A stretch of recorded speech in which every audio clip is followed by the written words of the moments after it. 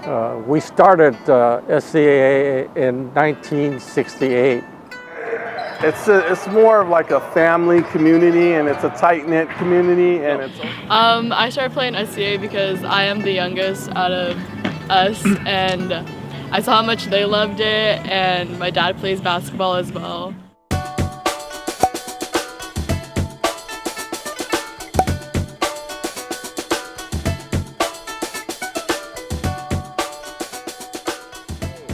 My name is Tom Coe.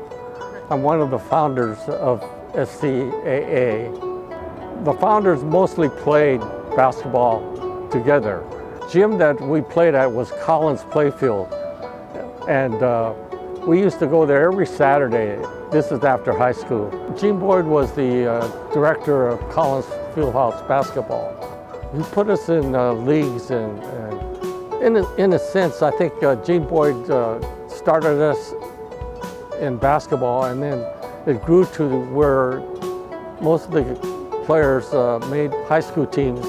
Actually, after high school, we had a team of players that played in the Nice Vet League, and we played basketball, and they also formed a football team. The group that started was called the Clippers, and it was a bunch of guys that played football and basketball. We played in the Nice Vet League against Filipinos and Japanese teams, and so from then we decided that we need to form an organization to help the younger kids, because we knew that it was going to be tough for them to make high school varsity basketball team. Wallace Ng, known as Pudgy, was the president of the first group of founders. We started SCAA in 1968. My name is Terry Marr. I'm the son of one of the founding members of the SCAA organization, Al Marr. Served on the board, I've coached, athletic director over the years. For me, we were playing like in 65, 66, 67. That's right, it was actually before the SCAA organization. My dad decided, along with some friends, to teach basketball skills to kids in the Asian or Chinese community. That's how it originally started. Wallace Ng sent out a letter, and we had registration at St. Peter's Church, October 20th, 1968. We had 35 boys and no girls.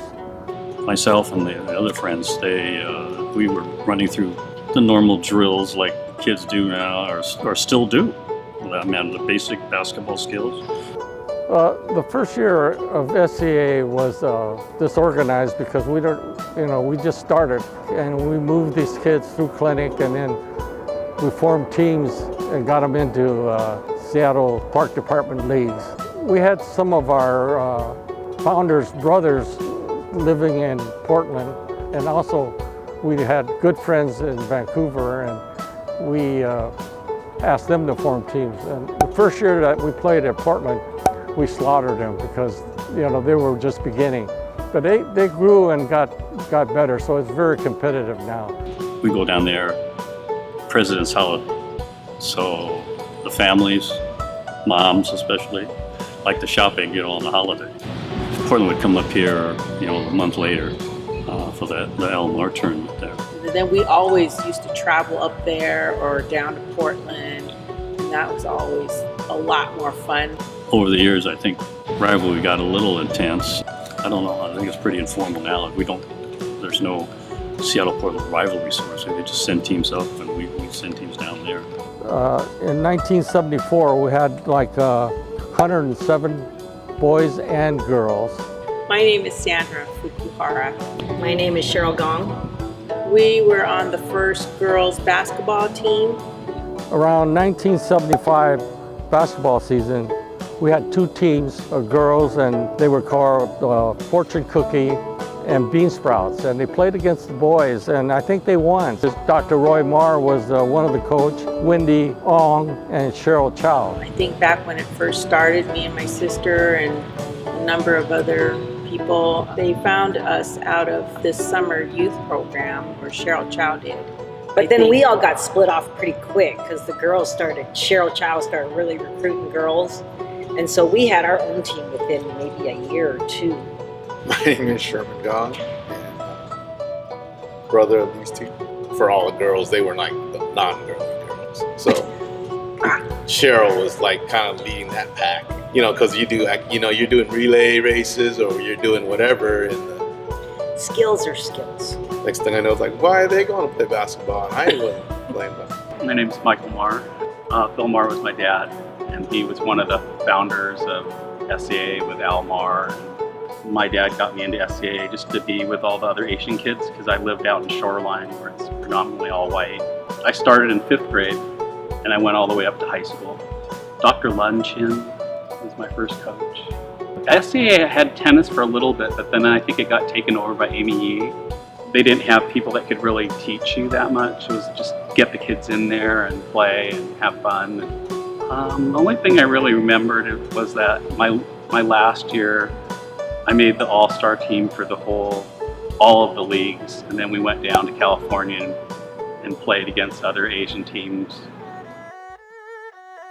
Okay, my name's Danny Lee, and I started playing in, I think in the late 70s of, I think when I was in 4th grade. Kind of dating myself, but started in the 70s, ended in the mid 80s.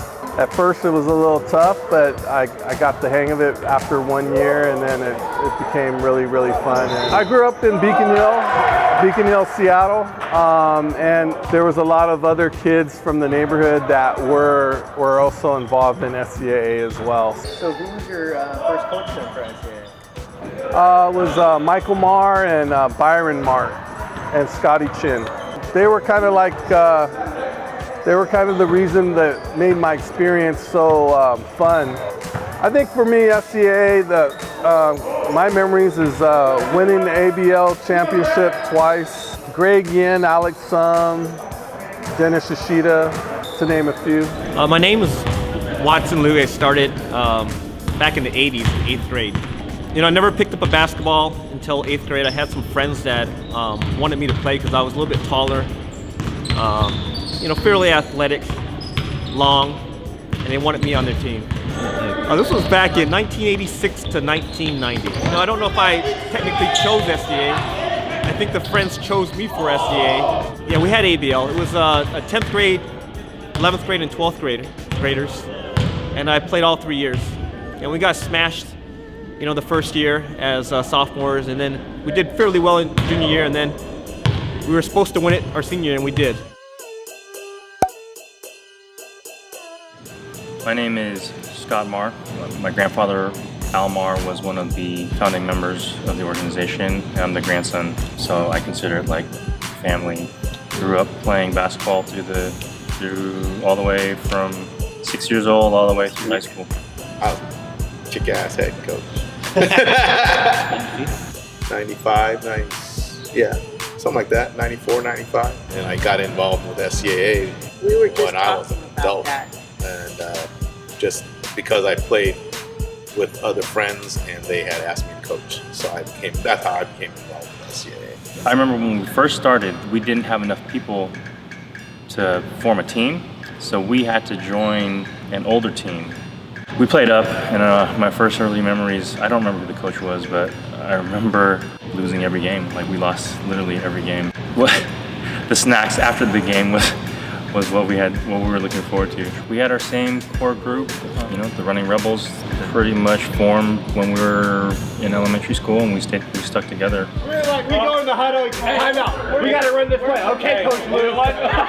Okay. It's like 5 LeBron James trying to coach 5 LeBron James. Hey. Coaching this team was very fulfilling for me, because there were so many different personalities on this team. Big egos. Yeah, there were. These guys were so talented, they thought they could get by on just cruising. And you know what? Hey, but the year before we played in the championship, it was over by halftime. It was over before it started. It was over by halftime. It was over when we walked in the gym, bro. Our junior year, we played the same team. It was over by halftime. Who did you guys play? In 1993, we had like 320 boys and girls.